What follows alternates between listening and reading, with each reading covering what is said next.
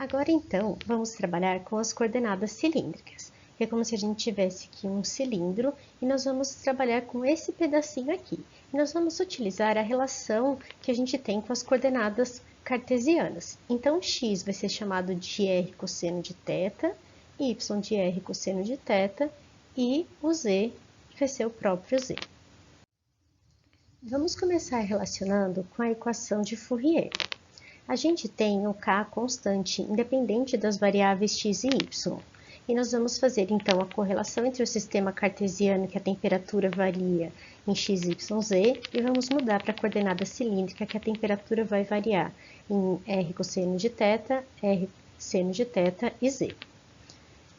Bom, a gente precisa derivar a temperatura em relação a r, porque a gente vai mudar esse sistema que a gente tem. Então, eu vou fazer a derivada primeira de temperatura em função de R, e ele vai ficar dessa maneira. Eu vou ter a temperatura em função de X e vou derivar ela em função agora de R, sendo que a relação da variação de X com R é R cosseno de θ, de Y com R é R seno de θ, que é o que a gente tinha visto aqui, e a variação de Z com R não existe, né? Porque o Z é mantido nos dois, então a derivada é nula. Então, nós temos aqui a variação da temperatura em função do raio com esse equacionamento. Só que a gente tem aqui uma relação de derivada segunda. Nós vamos aplicar, então, a segunda derivada, que tem esta expressão aqui, que é equivalente a essa de baixo. Então, essa é a nossa equação da segunda derivada da temperatura em função do raio. E o mesmo nós vamos fazer para a derivada da temperatura em relação a θ.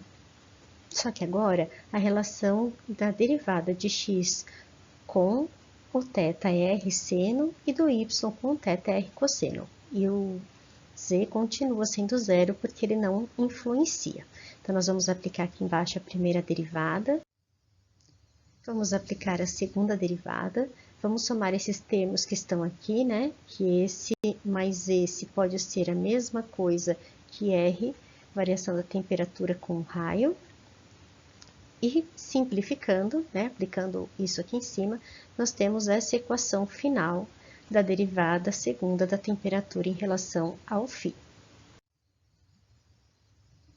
Bom, vamos dividir então tudo por R quadrado e somar a nossa equação anterior que a gente tinha determinado. Rearranjando tudo, né? Mexendo em todas essas transformações, nós vamos ter a equação de transferência de calor, que é a equação geral de transmissão para coordenadas cilíndricas. Então, é a partir dessa equação que a gente vai trabalhar nos exercícios. Vamos aplicar essas equações, então, para um sistema homogêneo unidimensional, que seria como se a gente tivesse uma barra unidimensional, num sentido. Nós vamos verificar a influência da gente colocar uma fonte de um lado da barra, onde a gente vai chamar de x igual a zero, e como é que vai ficar a variação dela dentro dessa placa até o outro lado, que a gente vai chamar de L. Como que vai ser a variação da temperatura em função da posição da barra e do tempo? Então, a temperatura vai ser uma função da posição e do tempo. Nós vamos relacionar com a posição x e o tempo t. E ela vai ser uma equação escrita como se fosse uma equação diferencial parcial, EDP, que é conhecida como equação de difusão térmica. Então, a derivada parcial na função t vai ser igual a ao quadrado, que é a proporcionalidade entre variáveis, vezes a derivada segunda em relação à posição. Para a gente poder resolver uma EDP, a gente precisa de condições de contorno. E a primeira vai ser em função do tempo. Nós dizemos que no tempo igual a zero, a temperatura vai depender única e exclusivamente da posição da barra. Então, se o meu tempo é zero, a função que eu tenho vai ser somente em função da temperatura. É como se a gente tivesse aqui no tempo zero estacionado e uma função. Como é que vai ser a variação da temperatura em relação a essa placa? A segunda condição de contorno pode ser determinada de duas maneiras. A primeira é Dirichlet homogêneo, que diz que nas extremidades da barra existiam dois tanques que permitam que a temperatura da barra não varie.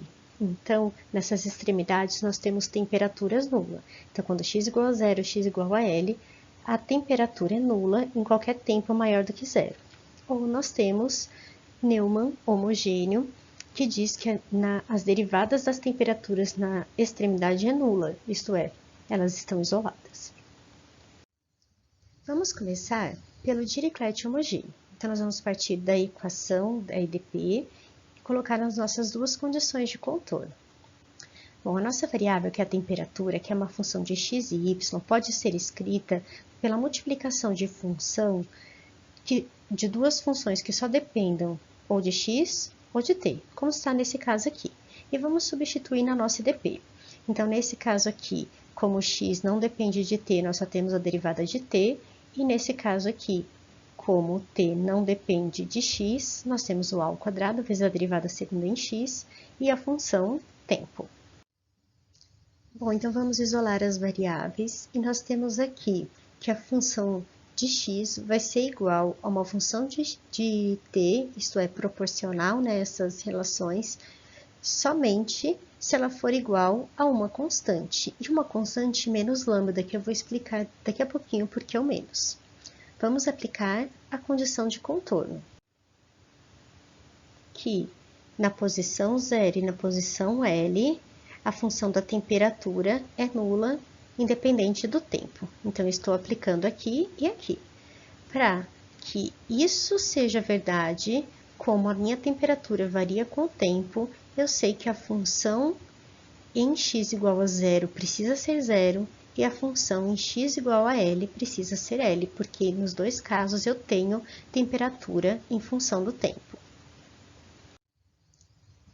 Com isso, nós teremos duas EDOs, uma com condição de contorno, que é a x, e a outra sem condição de contorno.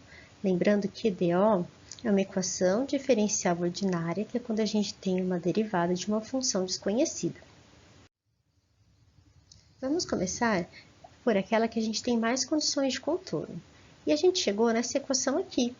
Essa equação aqui é uma EDO fundamental com solução, por isso que o lambda precisava ser negativo, menos lambda, né? Então, a gente sabe que o lambda em n, né, vai ser n π sobre L ao quadrado, com n números inteiros a partir de 1. E a função, nesse ponto n em x, vai ser seno de raiz de lambda x ou seno de nπx sobre L. E se a gente for resolver aquela que a gente não tem condição de contorno, né, que é a função da temperatura, é uma EDO de primeira ordem que pode ser escrita em partes separadas. Então, eu tenho aqui a variação da temperatura com o tempo igual a menos a ao quadrado lambda t, passando isso aqui para o outro lado do igual. Vou separar as variáveis, trazer o que é t para esse lado, o que é dt minúsculo para o outro lado, e fazendo a integral. Fazendo a integral, nós temos ln de t igual a menos a ao quadrado lambda t, mais uma constante.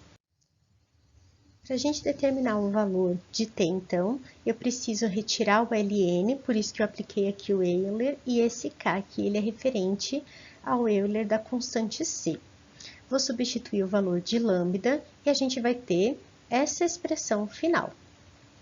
A equação fundamental, quando a gente tem uma integral definida, então, é obtida através dessa expressão aqui de baixo. E como é que a gente faz para resolver?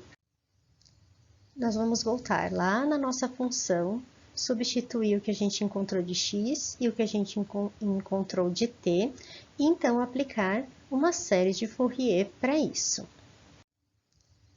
Para a gente poder resolver, então, a gente vai aplicar a nossa última condição, que é, no tempo igual a zero, a função da temperatura é apenas em função de x. Substituir aqui o tempo igual a zero, qualquer número elevado a zero é 1, então essa daqui seria a nossa última condição. Isso é uma relação da série de Fourier em senos, então eu posso dizer que Bn é igual a 2 sobre L, integral de 0 a L da função de seno da função vezes seno de nπx L dx. Se eu conheço a função, é só fazer a integral. Bom, não acabou ainda não. A gente tem o Neumann lembra que ele diz que as derivadas agora e não as funções puras que são iguais a zero na extremidade. Então, nós temos outras condições de contorno que estão apresentadas aqui para vocês. E o que difere isso do caso anterior? A nossa solução agora vai ser obtida em função do cosseno, e a solução fundamental será com uma constante. E o que isso vai implicar? E a série terá dois termos gerais, o A0 e o AN. Essa será a nossa equação geral. Complexo, né? Mas esses são os casos mais simples, que é quando a gente tem uma homogeneidade. Quando a gente não tiver essa homogeneidade, as equações serão muito mais complexas. Agora eu vou gravar mais um vídeo com a segunda parte da aula, que vai ser um aprofundamento da convecção. Em sala, nós vamos trabalhar os dois tipos de exercício.